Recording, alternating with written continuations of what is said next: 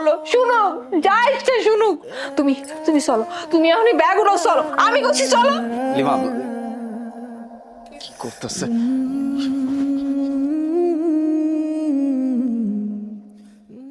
ওগো শুনছো? কই তুমি? আমগো অনেক বড় সর্বনাশ হয়ে গেছে। আল্লাহ গো, কি কইতেছো? কি সর্বনাশ হয়ে গেছে? আমার ব্যাগে যত গহনা গাটি যা ছিল সব কিছু চুরি হয়ে গেছে। আমার লাখ লাখ টাকার গহনা। এখন আমগো কি হইব? কি করছে মা? এইরকম ঘটনা তো এই বাড়িতে কোনোদিন হয় নাই। আজকে এই বাড়ি থেকে তোর গয়নাগাটি সব চুরি হয়ে গেল। আরে বাইরের কোনো চোরের সাহস নাই এই বাড়িতে এসে চুরি করার। আব্বা, আপনার কথা একদম ঠিক আছে, কিন্তু আপনার কথার মধ্যে সামান্য ভুল আছে।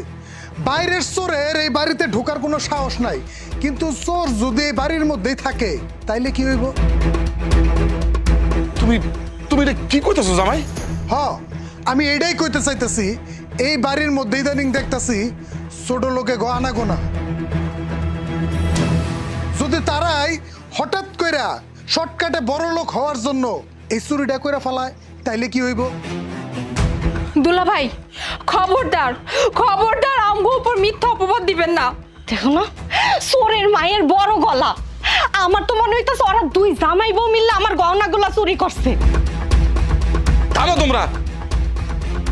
যেহেতু চুরির একটা ঘটনা নিয়ে একটা কথা উঠছে, আমি এটার বিচার করতেছি। লিমা তো ওর কাপড় চোপড় নিয়ে ব্যাগ নিয়ে যাইতেছে।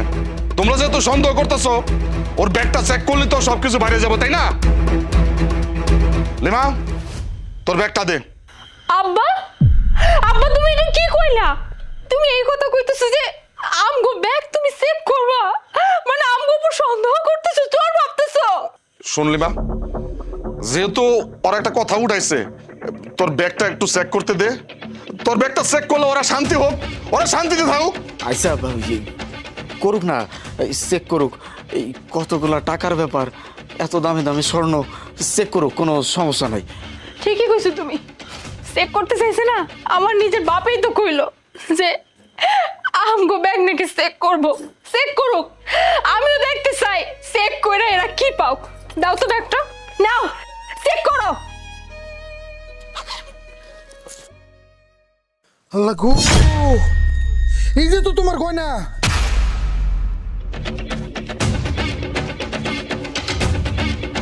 ছি ছি ছি লিমা, এই তুই আমার মাইয়া হইয়া এই নিজের ঘরের মধ্যে চুরি করলি। আরে তোরে এই শিক্ষা দিছিলাম, এই শিক্ষা দিয়ে বড় করছিলাম তোরে, যে আজকে তুই নিজের ঘরের মধ্যে চুরি করলি। সেই আল্লাহ গো, তুমি দেখছো আল্লাহ আমার জামাইয়ের এত কষ্টে